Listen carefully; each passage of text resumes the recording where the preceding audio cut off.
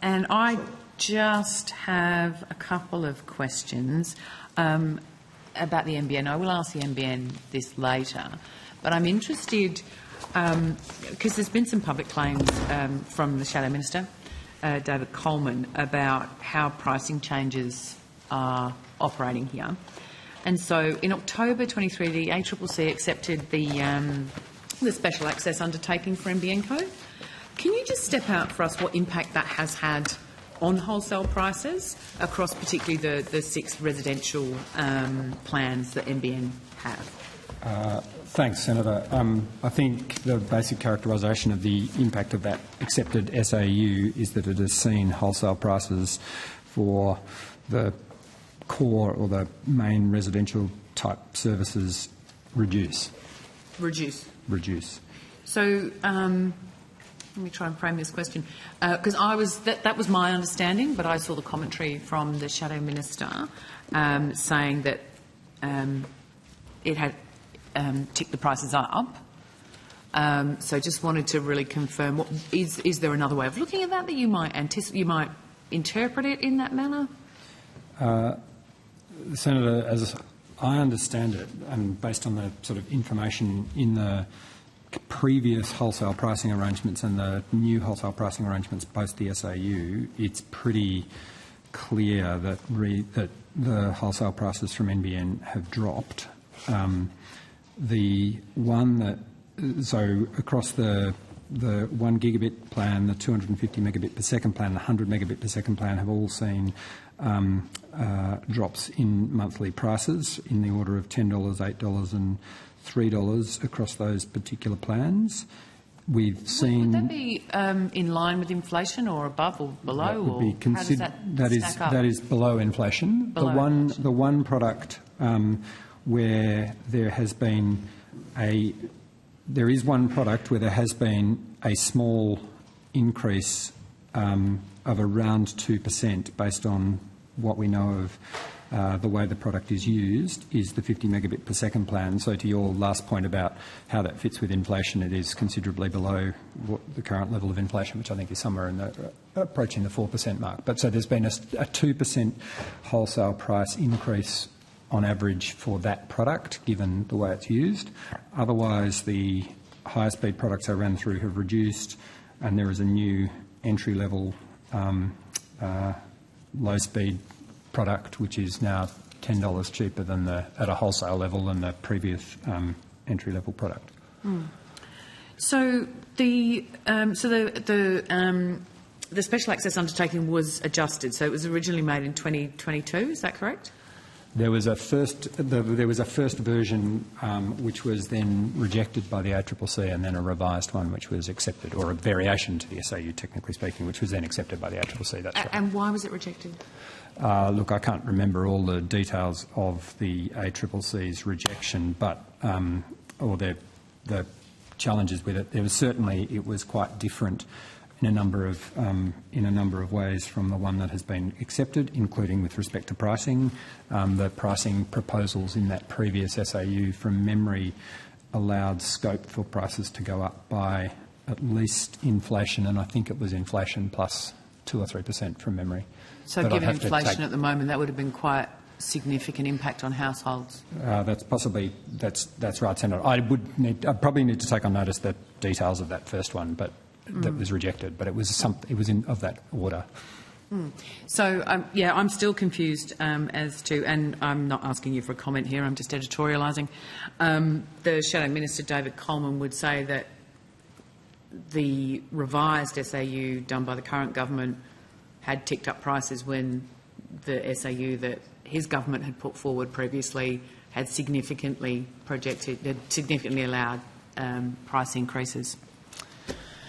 Anyway, moving along, Senator Cadell. I might just come back, Chair, to me and then so you're handing up your call? Yeah, I'm going to stay. They won't be released till I call, so that's fine. You can go outside. Yeah, just a couple of minutes. Look, I just wanted to correct the record in relation to the Chair's questioning of NBN prices, and I'm looking at an article on the 30th of October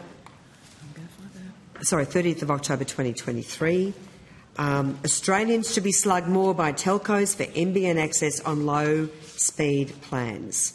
So isn't it the case, in fact, that Australians, whether it was on Aussie Broadband, Telstra or various other providers, hit Australians hard with NBN cost increases, particularly for those on lower speed plans? Senator, I can't speak or comment to the pricing strategies of the retailers. Well, isn't that relevant? Because that's what consumers worry about. I mean, we've got a cost of living crisis. No, you're correcting the record. Here. I was talking about wholesale prices. Senator, it doesn't. It's those retail prices are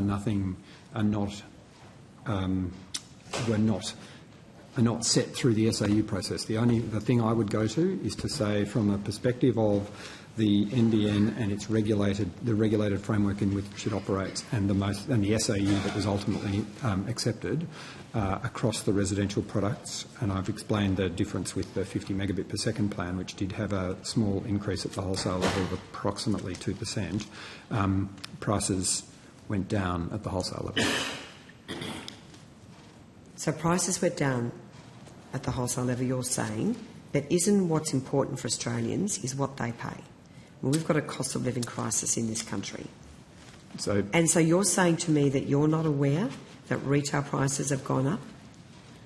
Senator, there are retail prices for broadband products across Australia are change relatively frequently. I wouldn't pretend to be across all the various pricing products in the market. Mr. Windeyer, come on. Senator, Senator Henderson, come on. I think they've been asked questions that they can answer about the wholesale pricing. The only thing I can add, I suppose, is, as I understand it, I don't have this data in front of me, but the last time I think the ACCC perhaps put out data, the changes in telco prices have actually been very modest, if not declining in real terms, particularly when you compare them to other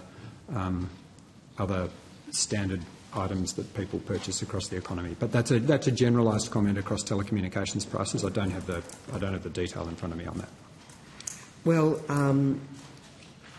Australians have seen that when the pricing of the NBN changed at a wholesale level, that was a golden opportunity for the retailers to step in and drive up their prices. Thank goodness we moderated the prices from your government's projection just asking then. The question, and it's not appropriate to interrupt. So I would put to you that this gave, and this, in fact, information has been provided to me directly, is that this gave the providers the cover to hoik up their prices, and the government stood by flat-footed as Australians on so-called low-cost plans were hit with significant increases in their plans. Senator, so this change has triggered a big increase right across the board. I couldn't confirm whether there's any causal link. It seems unusual to assume that when the wholesale price goes down, that's been the cause to trigger the retail prices to go up. I would suggest that obviously there are a range of plans in the market. Shopping around will find a variety of different price points. I can't tell you what the range of price points in the market currently might be. The piece that is in the remit of the regulator to have some influence over is the question of wholesale pricing. Retail pricing in the Australian telecommunications market has been left to the retailers and competition to drive for some 2 decades. Mr. Windeyer, look, we'll come back to the issue of NBN pricing because we care about what Australians are paying. And I'm very surprised that you say that you've got very limited knowledge about the retail plans. So I'm going to ask you, in relation to NBN pricing, to provide to the committee on notice that any relevant correspondence, briefs, emails or advices in relation to retail pricing of NBN plans.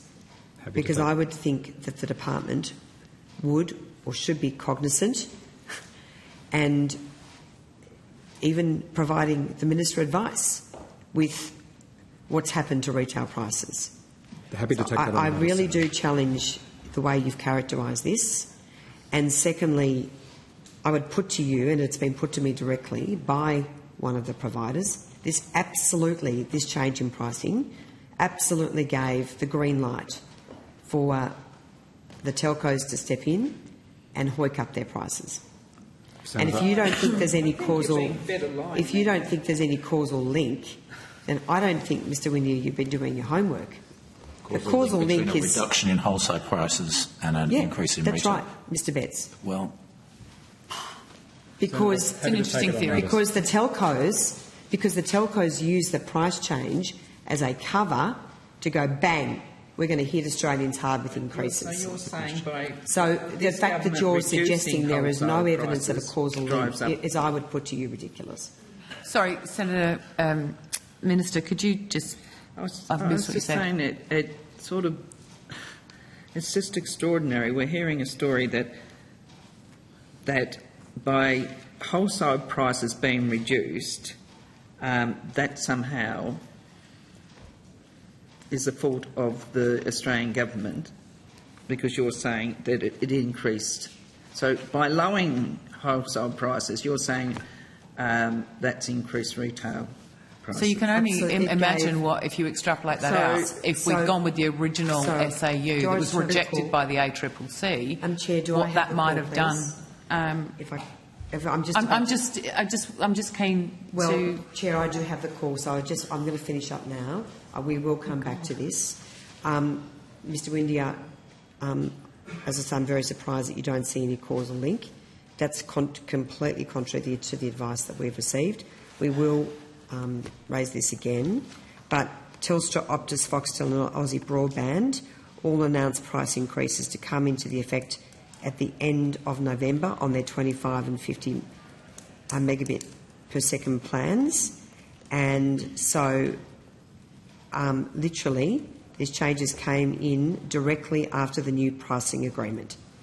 So the fact that you don't see any sort of causal link is concerning, but as I say, happy to take it on notice. I welcome that further information on notice. Thank you. Thanks, Chair.